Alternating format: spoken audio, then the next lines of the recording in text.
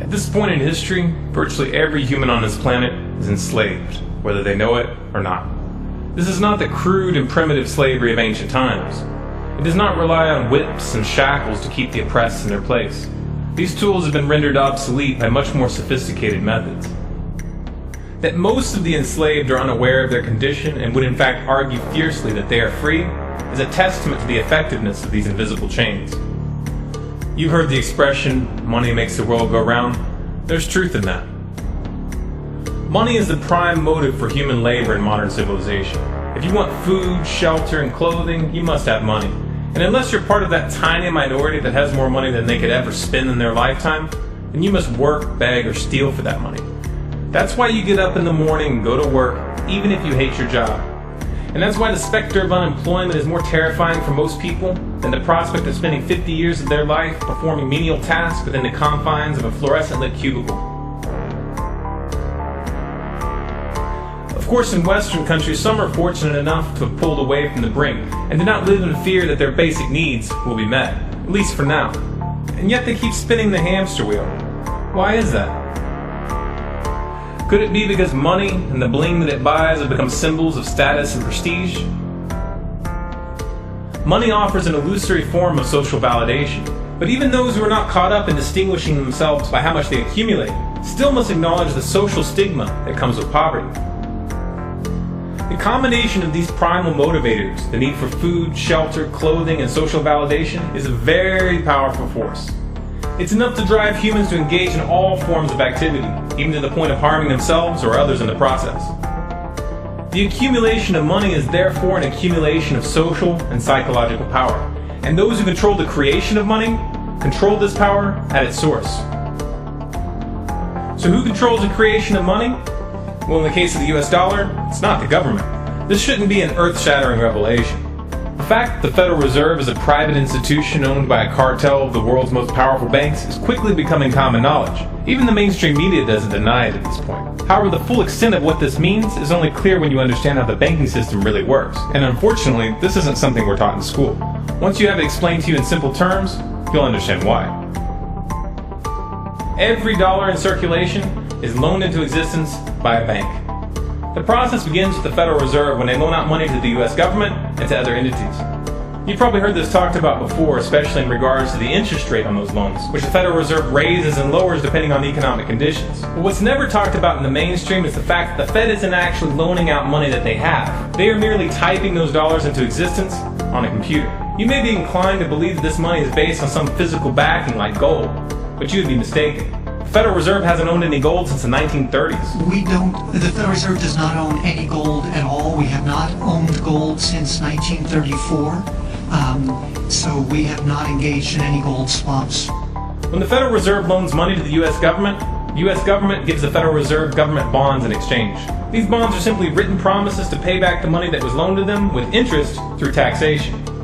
So to be clear here, the government is taking out a loan from a bank that is creating that money out of thin air, and they're expecting you, the taxpayer, to cover that loan. The absurdity of this arrangement is even more obvious when you realize that up until 1913, the US government created its own money and had no need for a bank to play the part of a middleman. That new money loaned out by the Federal Reserve enters circulation through the banks, accumulates in the banks, and in the end the banks end up holding all the cards. Not necessarily for the reasons you may imagine. Contrary to popular belief, the majority of money in circulation isn't actually created by the Federal Reserve, but rather by the ordinary banks that businesses and individuals use for their checking, savings, and mortgages. How is this possible? Well, like the Federal Reserve, ordinary banks are allowed to loan out money that they don't have. There are, of course, restrictions. Banks are only allowed to loan out 10 times the amount of money that they actually have. So if Wells Fargo has $1,000, they can loan you $10,000, and they expect you to pay back that $10,000 plus interest. This is called fractional reserve banking. 75% of all money in circulation is created in this manner. Now, as bad as this may seem, this is really only the tip of the iceberg.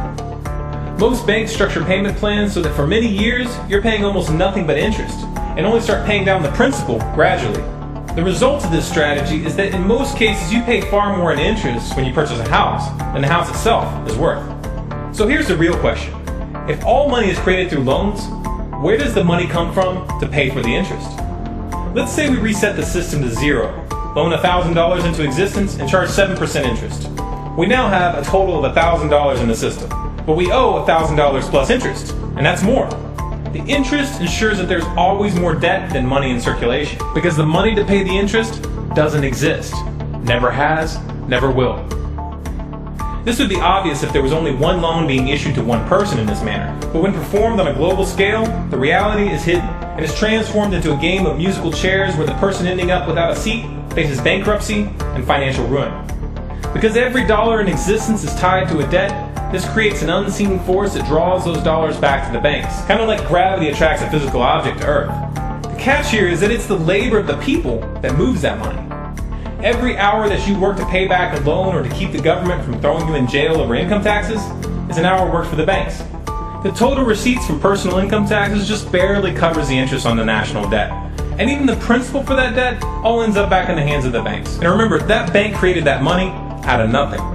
Once you understand that the money that banks loan out isn't actually an asset, but is in fact a piece of legal fiction, it should be clear that you're working for these banks for free.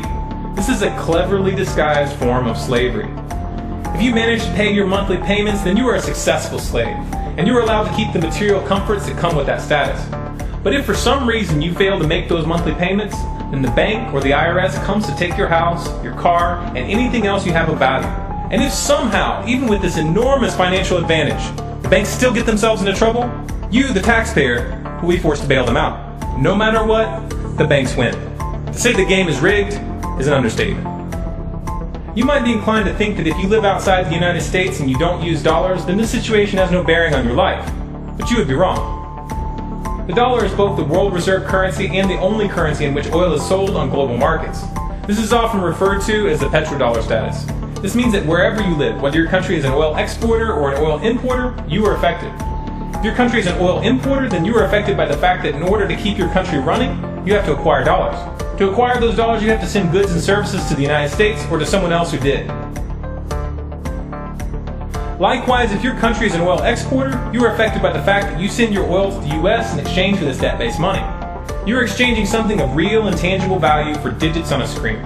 And if for some reason the leadership of your country grows tired of this arrangement and tries to pull off the dollar, you'll quickly find the United States military at your doorstep ready to open up a can of democracy on you.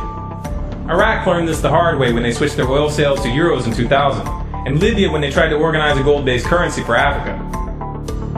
Debt-based money is a masterpiece of social engineering, the ultimate tool of the ruling elite. Yet in reality, the whole thing is nothing more than a construct of belief.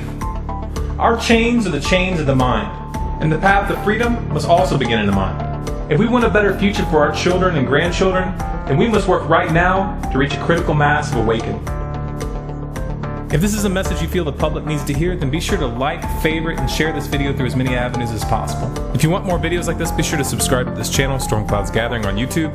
For updates and bonus content, follow us on Facebook, facebook.com/stormcloudsgathering, on Twitter at Collapse Updates, and our website, stormcloudsgathering.com.